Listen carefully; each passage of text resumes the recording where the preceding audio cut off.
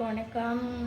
இப்போ நான் ரொம்ப ஈஸியாக ஒரு பேச்சுலர்ஸ் குக் ரசம் ஒன்று நல்லா ஈஸியாக சூப்பரான ரசம் கமகம ரசம் ஒன்று சொல்லித்தரேன். எல்லாம் நல்லா பாருங்கள். என்னென்ன பொருள்லாம் வேணும்னு பாருங்கள். ரொம்ப ஈஸிங்க. அவங்களும் நல்லா ஈஸியாக பண்ணலாம். நல்லா ஒரு சாதம் வச்சு அதோட ஒரு ரசத்தை விட்டு சுட சுட இந்த ஒரு பொரியல் இல்லை ஒரு கூட்டு இல்லை ஒரு சுண்டல் அதோடு சேர்த்து சுவையாக சாப்பிட்லாம். ரசம் எல்லாருமே சாப்பிட்லாம். ரசம் எல்லா விதமான ரசமும் நம்ம வைக்கலாம். மிளகு ரசம் தனியாக, ஜீரகம் தனியாக போட்டு வைக்கலாம், கொத்தமல்லி தழை போட்டு வைக்கலாம், கொத்தமல்லி பொடி போட்டு வைக்கலாம். நம்ம இஷ்டங்க. அதோட கொஞ்சம் என்னென்ன பொருள்லாம் நம்ம சேர்க்க போகிறோம் அப்படின்றத பாருங்கள். பேச்சுலர்ஸ் ரசம் எப்படி குக் பண்ணுறதுன்னு பாருங்கள். ஒரு புளி ஒரு சிட்டி இவ்வளோ அளவு எடுத்துக்கோங்க, நல்லா உருண்டையாக. அடுத்ததாக ஒரு தக்காளி பழம் எடுத்துக்கோங்க.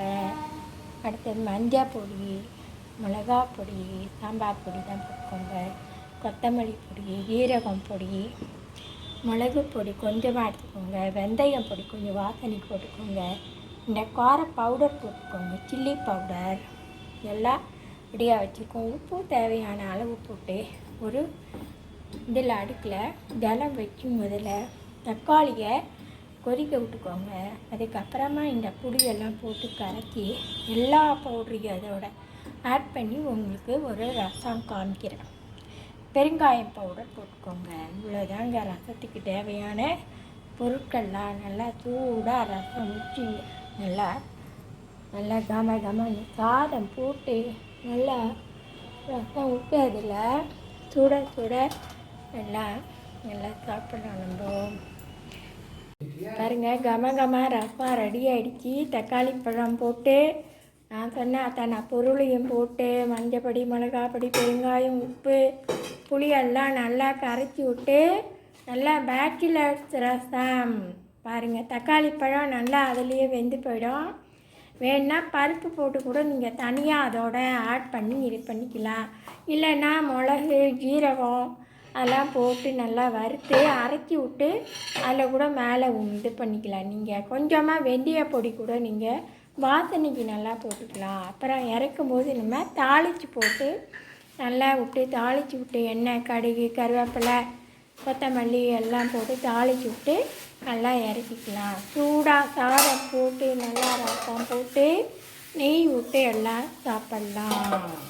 பேச்சுலர்ஸ் ரசம். பூசணிக்காய் கூட்டு பாருங்கள், சுவையான பூசணிக்காய் கூட்டு. என்னென்ன அரைச்சி போட்டிருக்கீங்க? அதில் தேங்காய், ஜீரகம், கருவேப்பிலை, பச்சை மிளகாய், அதுக்கு பழத்த பருப்பு, கடலை பருப்பு. பருப்பு முதல்ல போட்டிங்களா? பருப்பெல்லாம் வேக வச்சு போட்டேன் முதல்ல. ரைட்டு. பைட்டம் பருப்பா?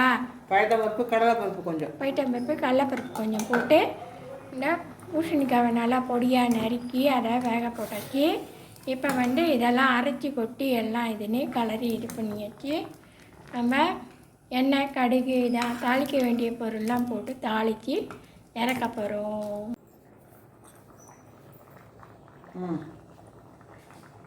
அடுத்ததாக பாருங்கள், எண்ணெய் ஊற்றிருக்கோம். இப்போ கடுகு, கருவேப்பிலை எல்லாம் போட்டு இப்போ தாளித்து விட்டு கீழே இறக்குறோம். இப்போ பாருங்கள், ரெடியாக எல்லாம் ரெடி பண்ணிருக்கோம். இப்போ கூட்டுக்கும் ரசத்துக்கும் சேர்த்து நம்ம பூசணிக்காய் கூட்டு ப்ளஸ் தக்காளி ரசம், சுவையான ரசம், சூடான ரசம். கடுகு போட்டுட்டோம். அதோட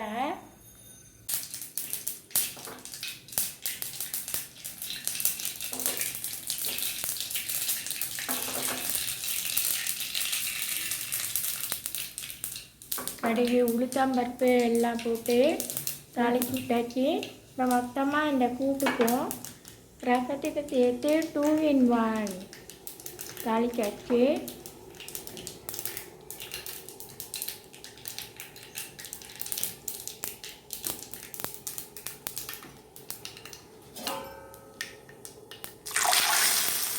பாருங்கள், ரசத்துக்கு கூட்டு 2 சிக்கன் போட்டு தாளிச்சாச்சு, இறக்கியாச்சு, ஆஃப் பண்ணியாச்சு. நல்லா சாதம் போட்டு இதில் சுட சுட நல்லா சுவையாக ஒரு கூட்டு சாதம் நெய் விட்டு கூட நீங்கள் சாப்பிட்டுக்கலாம்.